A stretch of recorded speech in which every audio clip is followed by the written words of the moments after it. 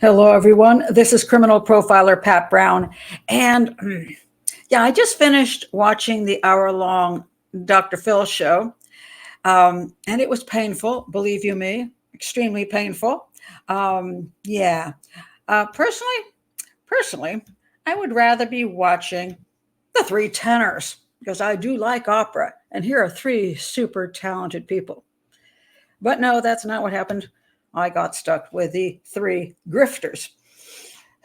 Lord, yes, this is the show where Dr. Phil is interviewing the Polish fake Maddie, Julia, who claims, she claims that she believes, as I say, that she is Madeleine McCann, who disappeared in 2007. And she brought along her handler, oh, which is Fia, oh, Lord, Fia Johnasson, who Dr. Phil introduces as psychic and private investigator, which right up front, he didn't do a darn bit of research about these two. And this is Dr. Phil, who's massively rich and has a show which has a huge amount of money to be able to do background research. But does he care to do it? I'm going to get into that right now. But before I do, I want to talk, I want to give a disclaimer. I should be fair. I'll give a disclaimer. Yeah, that's me on Dr. Phil. I was doing a thing on school shootings way back when. There I am discussing this on this panel. Now, let me tell you what happened on that trip. I was asked to come out to Los Angeles. I was not paid. I flew out there, of course, coach, not first class, pleasant. No, it wasn't an unpleasant trip on coach to California, took all day. And then the following morning, I went on a show. I can't remember exactly when we taped it. It's been years and years. And I was the lead person in this show. When I was spoken to by the people from Dr. Phil, it was, Dr. Phil wants you on the show because you're an expert on this and you're going to be his main guest. So I started the show and we sat on the couch and we talked and had this long discussion.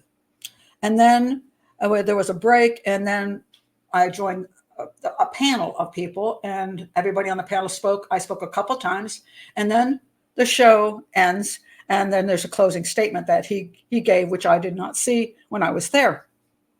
When the show aired, my whole part of the show, the whole beginning of the show was gone, completely gone. Other people spoke, and then I just showed up on the panel out of nowhere and got my two little teeny statements. And then at the end of the show, when he gave his closing, lo and behold, it was pretty much what I said during my portion of the show. At any rate, that didn't make me terribly happy because I was brought there under false pretenses as to what my part in the show would be. And when you're not being paid and you got to do a 2-day round trip on air, to California from the East Coast, it's not exactly fun. It's just grueling, shall we say. But that's not all. When I was sitting there waiting my beginning of the show, I was in the room with Dr. Phil, and he was speaking with somebody else on the phone. It was a professor or somebody. And then he hung up and he started cussing out this guy to the staff, calling him all kinds of horrible names, using swear words, saying, because he was, I guess the professor was a little long-winded and he was nasty as all get out. And so my experience with him was very unpleasant. And when they called me to do another show, I refused. And when they called me again to do another show, I refused again. I've never been back on a show. And that's not my only gripe with him. I find him a grifter. He'll do whatever makes money. He'll do whatever is popular. He doesn't care about the truth, never has cared about the truth. He has done shows which I've been totally appalled about. I'm not going to get into all the ones that just really upset me. But I don't think he cares about the truth. He cares about himself and money making. That's just my opinion of Dr. Phil. Can't stand the guy. All right. So having said that, so you know where I'm coming from. I should be fair. So now we have the show beginning. And so he brings out the two ladies. We're out here now, and he's introducing them. And so he introduces Julia as someone who believes she's Madeleine McCann. And by the way, is she holding Cuddle Cat? I say, really? She's 21 years old and she comes out with a stuffed animal? Is that because she's supposed to be Madeleine McCann? Is she playing Kate McCann? I don't know. And then we have Fia here, and he introduces a psychic and private detective. Well, right there up front, there's no evidence at this point. She's a private detective. So what is he doing saying that? Giving her credibility on the show. If she isn't that, right there, you haven't done your research or you don't care, or both. So then he brings, so now they're out here, and now he starts talking about, he gives a little short rendition of Madeleine McCann's kidnapping. Okay. Here again, he's with the program. He's totally with the program, as most of the media is, that Madeleine McCann was kidnapped in 2007, and that the German guy is probably the guy who kidnapped and killed her. And once I wrote my book, I certainly was never invited again on any shows, including Nancy Grace, where I was on like 3 times a week. But even Nancy wouldn't have me come and talk about Madeleine McCann, because I wrote this book, Profile the Disappearance of Madeleine McCann, where I agreed with Gonzalo Amaral, the detective on the case, that evidence did not point to an abduction. And there was a lot of evidence that pointed to the involvement of the parents in what happened to Madeleine McCann and her disappearance. The McCanns carterectomy, they threatened Amazon with a major libel lawsuit, even though I wasn't being libelous. And the book was pulled off of Amazon within 5 weeks. The book is still available. You can still get it at Kobo, Smashwords, Apple, and Barnes & Noble. But that's where you make a little bit of money. I guess the McCanns didn't want to see me make too much money off this book. So I have it. Anyway, so now he gives his, he's giving his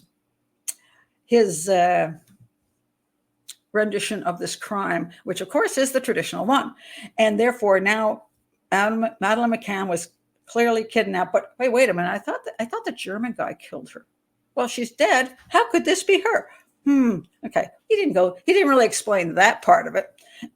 So at any rate, I think he told the story about the German guy at the end of the show. So he's getting there because he's going to cast some doubt on her story.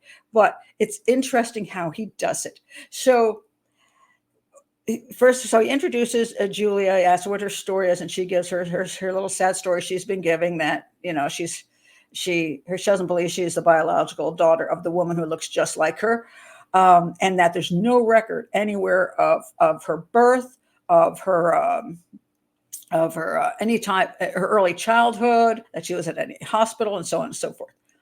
Which is fascinating, because when he asked her how old she is, she says 21, and he says, how do you know that? From the documentation. What documents? I thought you didn't have any. How would you know you're 21 if there's no documents? Oops, that's a little slip up. Anyway, so then he asked Fia all about Julia, and Fia goes on to say how she believes Julia's story, because Julia always tells the story exactly the same, and if it was a lie, she would change her story. Wait a minute, Julia, isn't that what you do when you tell stories about yourself? I guess you do know when people are lying, right? Anyway, so grifter number 2 here, and grifter number 1, I'll call him grifter number 3. Now it's all about, okay, what can we draw out of the show? So now Dr. Phil, he gets to the heart of the matter here. I'll give him, I hate to give this guy any teeny bit of credit, but he tries there with the DNA issues. So he says, what about the DNA? What if the DNA doesn't come back with you being Madeleine? And she hems and haws over it, and she refuses to really answer the question. He asks it again. She refuses to answer the question. Well, here's my question, folks. Dr. Phil, if it's just a simple matter of waiting for the DNA to come back, why didn't you wait to do the show until after the DNA came back? Oh, I know why. Because you want to make money, and it's still a mystery now. So you don't care about the truth, and you're just going to put this girl and this other human being on the show, and just so you can play games. Isn't that the truth, Dr. Phil? So, and here's another thing that's really kind of sick, because by the end of the show, he's saying that he tends to think she's not Madeleine McCann, because he asks everybody in the audience, do you think she's Madeleine McCann? They say no. And he goes, no. And so But he thinks she's a disturbed girl because she's been to psychiatrist. And then he goes on with another bunch of bunk, by the way. Oh, wait, before I give the end story of this, let me run over to these guys. He brings the behavior panel on, and he brings Chase Hughes and Scott Rouse. And they say, well, I don't think she's being deceptive. They just, well, she's not, she blinks her eyes a lot. So when Julia's giving her story, she's a little uncomfortable. So, but they don't quite go to say she's just a big fat liar, which is what they should be saying. They say that she's got doubts about who she is. Doubts. Okay. Yeah. All right.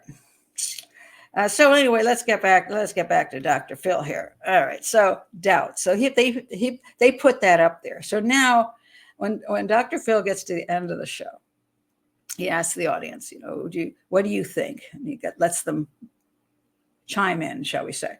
And then he says, well, we'll have to wait to see if the DNA comes back. But he says, I think that she's a very disturbed girl from the abuse she's suffered. Okay, again, Dr. Phil, do you do any research? Where is the proof that this girl was ever abused by anybody? Zero proof. Then he goes on to say that somebody who abused her, a man named Peter Ney, which he actually claims abused her. I've searched the internet. I don't come up with any evidence that any Peter Ney is proven to have abused her. So what are you saying on your show? Where is your proof?